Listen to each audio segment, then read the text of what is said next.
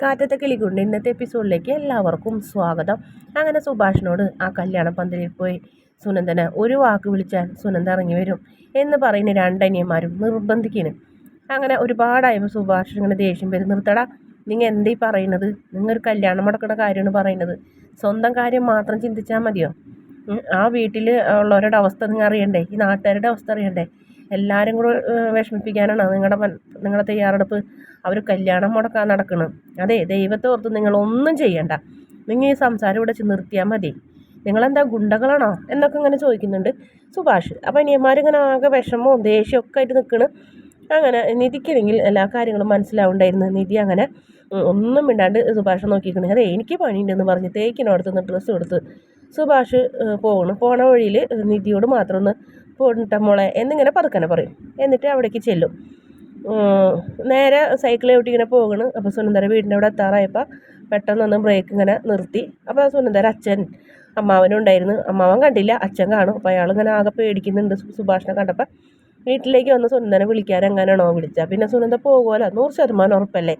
അപ്പോൾ അതുകൊണ്ട് തന്നെ അയാളിങ്ങനെ ആകെ പേടിക്കും. പക്ഷേ അയാളെ കണ്ടപ്പോൾ, അയാളുടെ ടെൻഷൻ കണ്ടപ്പോൾ സുഭാഷ് സൈക്കിൾ തിരിച്ച് നേരെ പണി സൈഡിലേക്ക് പോകുന്നുണ്ട്. അങ്ങനെ അയാൾ സമാധാനമായി എന്നിങ്ങനെ ഒരു ആശ്വാസത്തോടെ അയാളും അകത്തേക്ക് പോകും. പിന്നെ കാണിക്കുന്നത് ഒരു കൂട്ട് ഇങ്ങനെ സിമെൻറ്റ് എംസാൻഡോ അങ്ങനെ എന്തോ ഒരു സാധനം അതിലേക്ക് ഇങ്ങനെ മോട്ടർ അടിക്കുന്നത്. അത്യാവശ്യം കുറച്ച് വെള്ളം വേണ്ടിയിരുന്നു. പക്ഷെ മോട്ടർ അടിച്ച് എംസാൻഡൊക്കെ ഇങ്ങനെ മുഴുവൻ ഇങ്ങനെ പുറത്തേക്ക് ഇങ്ങനെ ഒഴുകണിങ്ങനെ. അപ്പോഴത്തേനും ഒരു ബായി വന്ന് പറയും, സുഭാഷ് ഏട്ടാ എന്തേ കാണിക്കുന്നത്? സുഭാഷ് ഏട്ടന് മനസ്സിന് സുഖമില്ലെങ്കിൽ അവിടെ ഇരിക്കും. എന്നിട്ട് അവർ അപ്പോഴത്തേനും മോട്ടറൊക്കെ ഓഫ് ചെയ്യും. നീ കുറച്ച് സിമെൻറ്റ് ഇതിൽ മിക്സ് ചെയ്യാൻ പറഞ്ഞ് സുഭാഷ് അവിടെ ചെന്നിരിക്കും. എന്നിട്ട് ആ ബയ്യെ ചെന്ന് ചോദിക്കും, എന്താ മനസ്സ് ഓക്കെ അല്ലേ? എന്താ സുഭാഷ് ഏട്ടാ എന്നാൽ വീട്ടിൽ പോക്കോന്ന് പറയും. ഇപ്പം സമയം എന്തായി എന്ന് സുഭാഷ് ചോദിക്കും. പറയും 10:45 കഴിഞ്ഞു ചേട്ടാ എന്ന് പറയും. എന്നാൽ കെട്ട് കഴിഞ്ഞ് കാണും എന്നിങ്ങനെ പറയുന്നുണ്ട്.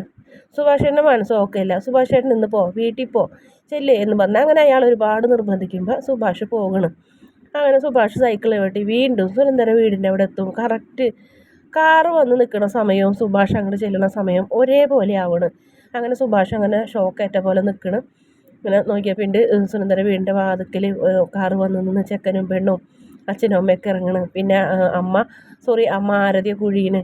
അങ്ങനെ എല്ലാ കാഴ്ചയും സുഭാഷ് കാണാൻ ആഗ്രഹിക്കാത്ത കാഴ്ചകളൊക്കെ സുഭാഷിൻ്റെ കൺമുന്നിൽ ഇങ്ങനെ ദൈവം കാണിച്ചു കൊടുക്കണം. അതിനുശേഷം ആ ചെക്കനോട് ഫോട്ടോഗ്രാഫർ പറയുന്നേ സുനന്ദര തോളിൽ കൈ വയ്ക്കാൻ പറയും. അങ്ങനെ ആ തോളിൽ കൈ വയ്ക്കുമ്പോൾ സുനന്ദ ആ കൈമേലേക്ക് പെട്ടെന്ന് തല തിരിച്ച് നോക്കുമ്പോഴാണ് റോട്ടിൽ സുഭാഷ് നിറ കണ്ണുകളോടെ നിൽക്കുന്നത്. സുനന്ദ ആകെ ഷോക്കേറ്റ പോലെ സുഭാഷിനെ ഇങ്ങനെ കണ്ണ് നിറഞ്ഞ് നോക്കുന്നുണ്ട്. സുഭാഷ് ഇങ്ങനെ ആശീർവദിക്കുന്ന പോലെ കൈ ഇങ്ങനെ പൊക്കി കാണിക്കുമ്പോൾ സുനന്ദ ഇങ്ങനെ കണ്ണുകൊണ്ട് ശരിയെന്ന് പറയും. അങ്ങനെ രണ്ടുപേരും കൂടെ പരസ്പരം കണ്ണുകൊണ്ട് ഇങ്ങനെ എന്തൊക്കെയോ പറയുന്ന പോലെ ഇനി കാണിക്കുന്നത്.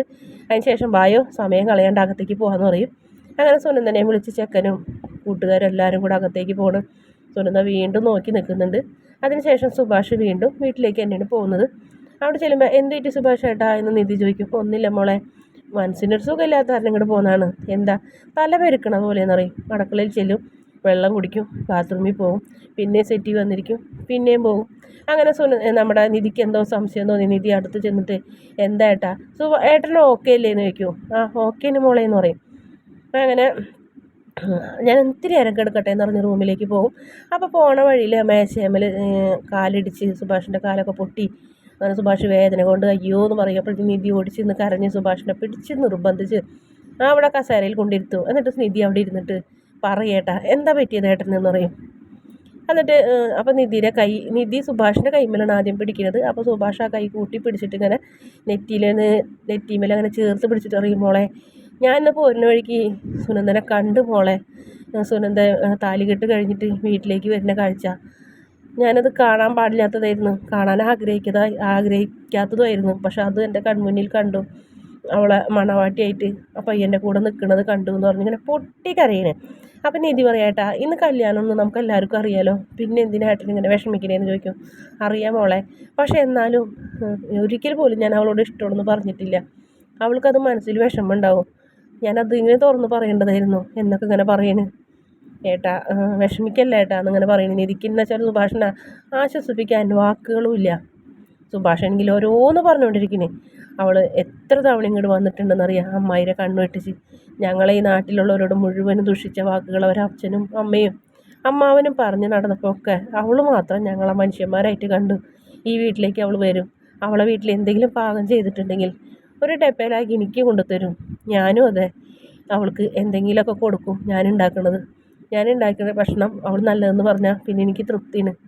അങ്ങനെ തന്നെയായിരുന്നു അവൾക്കും. നിങ്ങളുടെ വെഡ്ഡിങ് റിസപ്ഷൻ്റെ അന്നാണ് അവൾ മനസ്സ് തുറന്ന് എന്നോട് ഇഷ്ടമാണെന്ന് പറഞ്ഞത്.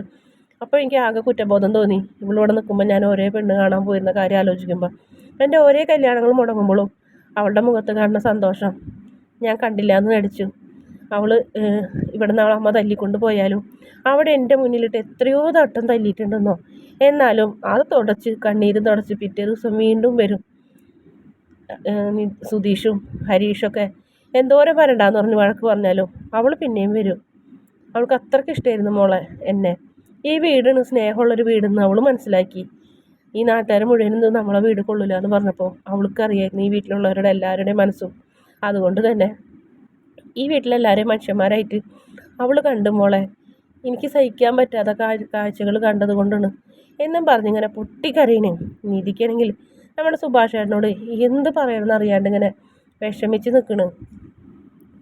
പ്രമോയുടെ ഭാഗത്താണെങ്കിൽ കാണിക്കുന്നത് നമ്മുടെ സുധീഷിനെ വിളിച്ചിട്ട് നീതി സംഭവിച്ച കാര്യങ്ങളൊക്കെ പറയുന്നു. അപ്പോൾ ഏട്ടൻ കരഞ്ഞതും മറ്റുള്ള കാര്യങ്ങളൊക്കെ ഇങ്ങനെ പറയുന്നു. ഇനിയിപ്പോൾ കരഞ്ഞിട്ട് എന്താ കാര്യം?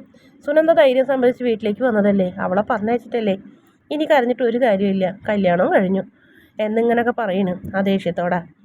പിന്നെ ഭാസ്കരനെ കാണിക്കുന്നുണ്ട്. ഭാസ്കരൻ ദേഷ്യത്തിൽ വന്നു പറയുന്നു, ഒരു ചായ കുടിക്കാൻ പോലും പറ്റില്ല. ചായക്കടക്കാരൻ ചായ കട നിർത്തി വെച്ചിട്ട് കല്യാണത്തിന് പോയേക്കണം. ഗൾഫുകാരൻ്റെ കല്യാണമല്ലേ, 23 തരം കറി, 3-4 തരം പായസം ഒന്ന്, അതൊക്കെ പറഞ്ഞു നടക്കാൻ വേണ്ടിയിട്ട് അവൻ കല്യാണത്തിന് പോയേക്കണം എന്നൊക്കെ പറഞ്ഞ് ഭാസ്കരനെ അവിടെ കിടന്ന് ദേഷ്യപ്പെടുന്നുണ്ട്.